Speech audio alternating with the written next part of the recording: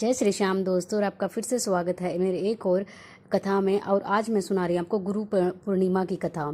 जीवन में गुरु का अत्यंत महत्वपूर्ण स्थान होता है। हमारे शास्त्रों में भी कहा गया है कि बिना गुरु के ईश्वर भी नहीं मिलते, जिसकी महत्वता का ज्ञान आपको इस कथा के जरिए जरूर मिल जाएगा। हम सभी के जीवन में गुरु का स्थान सबसे अहम माना जाता है। उनकी दी हुई शिक्षा से ही हम आगे बेहतर कार्य और अपनी प्रतिभाओं को लोगों के सामने प्रदर्शित कर पाते हैं। हमारे शास्त्रों में भी कहा गया है कि बिना गुरु के आप भगवान को भी पा नहीं सकते। सनातन धर्म में तो गुरु की महिमा का बखान अलग अलग तरीकों से किया गया है। इसलिए आषाढ़ शुक्ल पूर्णिमा के दिन गुरु पूर्णिमा का पर्व मनाया जाता है। इस दिन हर कोई अपने गुरु की पूजा करता है, लेकिन इस पर्व को महर्षि वेदव्यास के जन्म के खास मौके पर मनाया जाता है। इसकी कथा का भी काफी खास महत्व है, जिसे आपको भी जरूर सुनना चाहिए। सो अभी हम करते हैं कथा को स्टार्ट। गुरु पूर्णिमा का पर्व मनाने के पीछे मुख्य कारण है महर्षि वेदव्यास का जन्म। महर्षि वेदव्यास भगवान विष्णु के अंश के रूप में धरती पर आए थे। उनके पिता का नाम ऋषि पराशर और माता सत्यवती थे।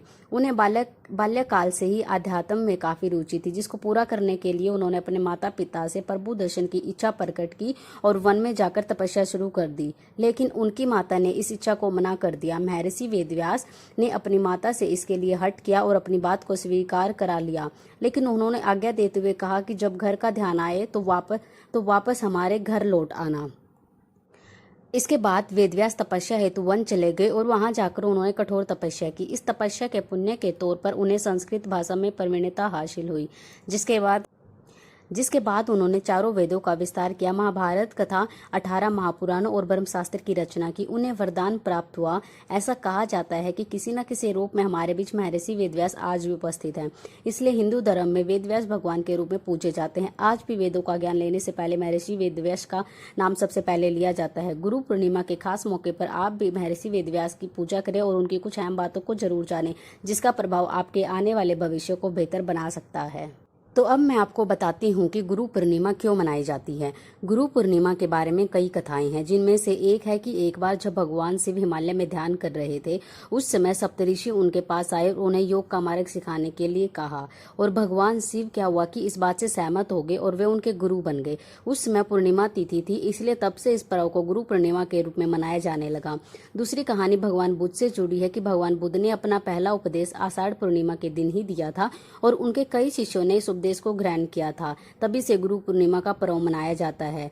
गुरु पूर्णिमा का पर्व पूरे देश में धूमधाम से मनाया जाता है और इस दिन गुरु की पूजा जो होती है वो बहुत ही महत्व रखती है। सो ये है कि गुरु पूर्णिमा क्यों मनाई जाती है। इसके अलावा मैं आपको बताती हूँ कि गुरु पूर्णिमा कितनी तारीख को है, कब है। सो जो पूर्णिमा है पंचांग के अनुसार इस साल जो आषाढ़ पूर्णिमा वो 3 जुलाई सोमवार के दिन पड़ेगी, और जो गुरु पूर्णिमा का आरंभ है वो 2 जुलाई को रात्रि 8:21 से हो जाएगा, और जो समापन होगा वो होगा 3 जुलाई शाम को 5:08 पर। चूंकि गुरु पूर्णिमा उदय तिथि के अनुसार 3 जुलाई को है, इसलिए यह पर्व इसी दिन मनाया जाएगा। अभी मैं आपको बताती हूँ कि गुरु पूर्णिमा का महत्व है क्या।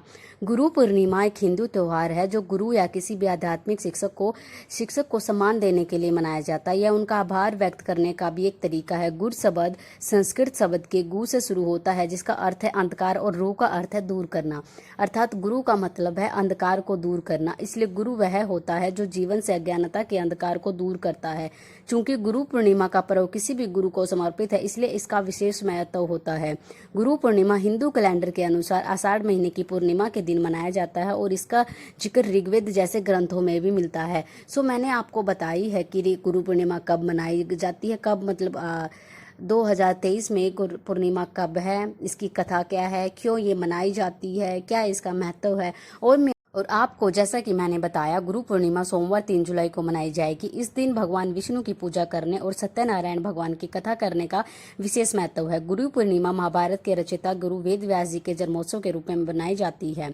जो गुरु पूर्णिमा आषाढ़ मास की पूर्णिमा को मनाई जाती है और यह 3 जुलाई को है। इसे आषाढ़ पूर्णिमा और व्यास पूर्णिमा भी कहते हैं। पौराणिक मान्यताओं के अनुसार महर्षि वेदव्यास का जन्म आषाढ़ पूर्णिमा को लगभग 3000 पूर्व हुआ था। इसलिए उनके प्रति सच्ची श्रद्धा प्रकट करने के लिए हर साल आषाढ़ पूर्णिमा को उनके जन्मोत्सव के रूप में मनाया जाता है। माना जाता है कि इसी दिन व्यास जी ने अपने शिष्यों को भागवत पुराण का ज्ञान दिया था, इसलिए यह दिन व्यास पूर्णिमा के नाम से जाना जाता है। इस दिन सत्यनारायण भगवान की कथा सुनने की मान्यता काफी समय से चली आ रही है। इसे सुनने से आपके कष्ट दूर होते हैं और घर में आर्थिक समृद्धि बढ़ती है। अभी मैं बताती हूँ गुरु पूर्णिमा पर सत्यनारायण कथा सुनने के क्या क्या लाभ आपको मिलेंगे। पौराणिक मान्यताओं के अनुसार गुरु वेद व्यास जी को भगवान विष्णु का अंश माना गया है, इसलिए गुरु पूर्णिमा पर उनकी पूजा की जाती है और उनके रूप माने जाने वाले सत्यनारायण भगवान की कथा सुनी जाती है। विष्णु पुराण में यह भी बताया गया है कि पूर्णिमा तिथि भगवान विष्णु की पूजा करने के लिए सर्वश्रेष्ठ तिथियों में से एक है। अगर आपके घर में काफ़ी समय से आर्थिक तंगी चल रही है या फिर कारोबार में सफलता नहीं मिल रही है, तो प्रत्येक पूर्णिमा पर सत्यनारायण भगवान की कथा सुनने से आपको विशेष लाभ होगा और आपके घर में धन की वृद्धि होगी। इसके अलावा नौकरी में यदि काफ़ी समय से परेशानी चल रही है तो उसमें भी आपको लाभ मिलेगा। और अभी मैं अंत में आपको बताती हूँ कि गुरु पूर्णिमा की पूजा विधि क्या है। गुरु पूर्णिमा पर यदि आप किसी कारणवश सत्यनारायण भगवान की कथा नहीं कर पा रहे हैं तो सामान्य विधि विधान से भगवान विष्णु की पूजा करने से भी शुभ फल की प्राप्ति होगी। भगवान विष्णु की पूजा में तुलसी, धूप, दीप, गंध, पुष्प और पीले फल चढ़ाएं और श्री हरि का स्मरण करें और मनोकामना याद करें। भक्ति भाव के साथ पूजा करनी चाहिए। पूजा के उपरांत भगवान को विभिन्न प्रकार के पकवानों का भोग लगाएं और प्रणाम करें। भोग को प्रसाद रूप स्वरूप सभी लोगों में वितरित कर दें। इससे आपको क्या है कि आपको लाभ होंगे, जो आपकी आर्थिक तंगी होगी वो जरूर होगी। दोस्तों, आज मैंने आपको सुनाई गुरु पूर्णिमा की कथा, क्यों वो गुरु पूर्णिमा मनाई जाती है, क्या उसका महत्व है, क्या उसके लाभ है। होपफुली आपको मेरी ये कथा बहुत अच्छी लगी हो, क्योंकि ये मेरा स्टार्टअप है तो आपके पैर की मेरे को बहुत ज़्यादा ज़रूरत है। और आप सभी को गुरु पूर्णिमा की बहुत हार्दिक शुभकामनाएं। अगर आप गुरु पूर्णिमा का व्रत रखते हैं और अगर कोई व्रत नहीं रख सकता तो कथा इसको ज़रूर सुने। आपकी कथा सुनने से भी आपके घर परिवार में शांति बनी रहेगी, आर्थिक तंगी होगी वो दूर होगी। जय श्री श्याम दोस्तों, जय श्री श्याम। और एट लास्ट आपको एक बार फिर से गुरु पूर्णिमा की हार्दिक शुभकामनाएं।